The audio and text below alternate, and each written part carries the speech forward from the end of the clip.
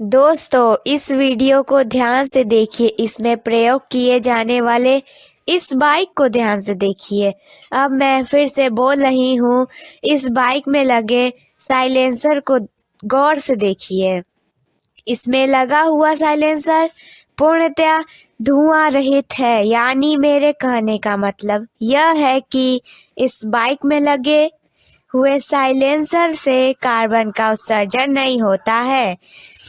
यह जो इस बाइक को चला रहे हैं, इनका नाम राम भरोसे सेठ है। इनका दावा है कि इस साइलेंसर के माध्यम से न केवल भारत तथा पूरे देश को वाहनों से होने वाले वायु प्रदूषण को रोका जा सकता है, बल्कि पृथ्वी का तापमान 2 डिग्री सेंटीग्रेड बढ़ने से रोका जा सकता है। इससे ग्लोबल वार्मिंग की समस्या हमेशा के लिए समाप्त की जा सकती है, जिसका मुख्य कारण कार्बन डाइऑक्साइड है। दोस्तों, आइए हम वायु प्रदूषण पर विस्तृत चर्चा करते हैं और एबीपी न्यूज की रिपोर्ट देखते हैं। राजधानी दिल्ली पर जहरीली हवा का अटैक हुआ है। स्कूलों की छुट्टी कर दी गई है। हालात ये है कि बिना सिगरेट पिए भी लोग एक बार में 20 से 30 सिगरेट के बराबर जहरीली हवा अपने फेफड़ों में लेकर घूम रहे हैं। देखिए ये रिपोर्ट। दिल्ली में स्कूल बंद, बच्चे और बुजुर्ग घरों में कैद। दिल्ली की हवा लोगों का गला घोंट रही है, क्योंकि जहरीली हवा ने राजधानी दिल्ली को किडनैप कर लिया है।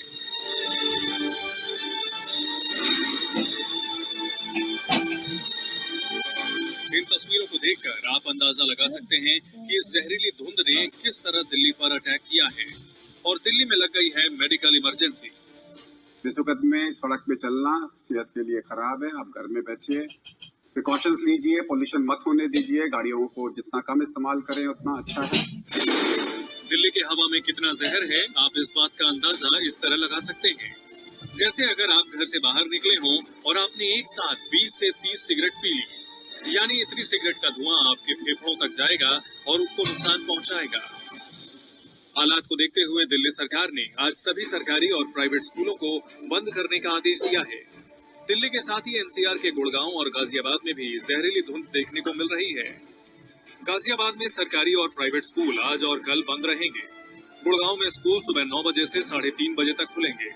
पूरा प्रदूषण का डाटा यहाँ पे बताया जा रहा है, जिसके जरिए ये पता लगाया जा रहा है कि प्रदूषण का स्तर किन इलाकों में कितना। प्रदूषण मीटर की अगर बात करें तो दिल्ली में कल 500 सूचकांक वाले प्रदूषण का स्तर 448 तक दर्ज किया गया। देर रात करीब 2 बजे ये स्तर बढ़कर 475 हो गया है। अब आइए हम एनडीटीवी की रिपोर्ट देखते हैं। तो देश में बढ़ता हुआ प्रदूषण क्या लोगों की उम्र घटा रहा है? क्या दिल्ली एनसीआर वालों की उम्र 10 साल कम हो सकती है? एक नई स्टडी तो कम से कम यही साबित कर रही है, क्योंकि स्मॉग में घुला प्रदूषण का जहर इंसानी जिंदगी को हर रोज कम कर रहा है। वाले शिकागो यूनिवर्सिटी के प्रोफेसर माइकल ग्रीनस्टोन और उनकी टीम का कहना है कि इसका बहुत बुरा असर हमारे जीवन पर पड़ रहा है। इस स्मॉग की वजह से फेफड़ों का रंग बदल रहा है और भारतीय मानकों के मुताबिक जहां दिल्ली वालों की उम्र 2 साल 8 महीने, उत्तर प्रदेश के लोगों की उम्र 2 साल 4 महीने, हरियाणा में 2 साल 1 महीने, बिहार 2 साल, पंजाब 1 साल 7 महीने और पश्चिम बंगाल के लोगों की 1 साल 2 महीने उम्र कम हो रही है। लेकिन अगर विश्व स्वास्थ्य संगठन के मानक के हिसाब से देखें तो तस्वीर और भी खतरनाक हो जाती है। प्रदूषण से दिल्ली के लोगों की उम्र 10 साल 2 महीने, उत्तर प्रदेश के लोगों की 8 साल 6 महीने, हरियाणा के लोगों की 7 साल 5 महीने, बिहार के लोगों की 6 साल 9 महीने, पंजाब के लोगों की 5 साल 7 महीने और पश्चिम बंगाल के लोगों की उम्र 3 साल 8 महीने कम हो रही है। ये बता रहा है कि जो गंगा के मैदानी तट वाले राज्य हैं वहां पे वायु प्रदूषण तकरीबन 3 गुना ज्यादा गंभीर है और इसके परिणाम स्वरूप औसतन लोगों की आयु 7 वर्ष कम हो रही है। दिल्ली के लिए ये आंकड़ा काफी खौफनाक है। ये कह रहा है कि तकरीबन 10 साल हम ज्यादा जी सकते हैं अगर WHO वर्ल्ड हेल्थ ऑर्गेनाइजेशन के जो मानक हैं PM 2.5 के, उनका पालन किया जाए। बीते 18 साल में हमारे देश के प्रदूषण में 72% का इजाफा हुआ है, जो इंसानी जान के लिए बड़ा खतरा बनता जा रहा है। इन न्यूज़ चैनल की रिपोर्ट तो आपने देख ही लिया है, तो अब हम WHO की रिपोर्ट देखते हैं।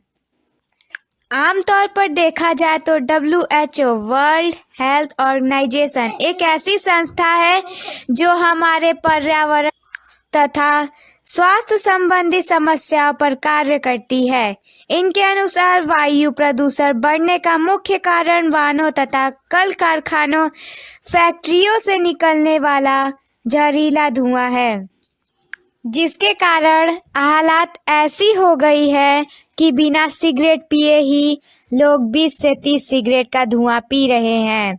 इससे फेफड़े को काफ़ी नुकसान हो रहा है, जिससे भारत में हर साल लगभग 11 लाख मौतें हो रही हैं और विश्व की बात करें तो यह आंकड़ा 70 लाख के पार हो जाता है। ऐसे में सवाल यह उठता है कि इस वायु प्रदूषण को रोकने का उपाय आखिर क्या है।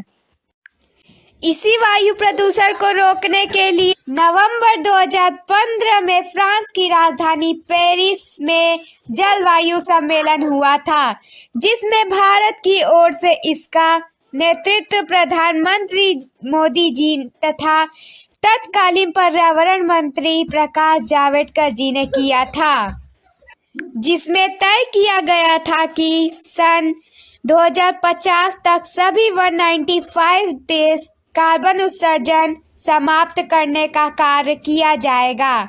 यही नहीं दोस्तों, 2020 के लॉकडाउन ने यह पूर्णतया सिद्ध कर दिया कि वायु प्रदूषण का प्रमुख कारण वाहनों तथा फैक्ट्रियों से निकलने वाला जहरीला धुआं ही है। विश्व में 1972 से लेकर अब तक कई जलवायु परिवर्तन सम्मेलन हो चुका है, लेकिन आज तक किसी भी जलवायु सम्मेलन में कार्बन के उत्सर्जन को रोकने का उपाय नहीं निकाला गया है।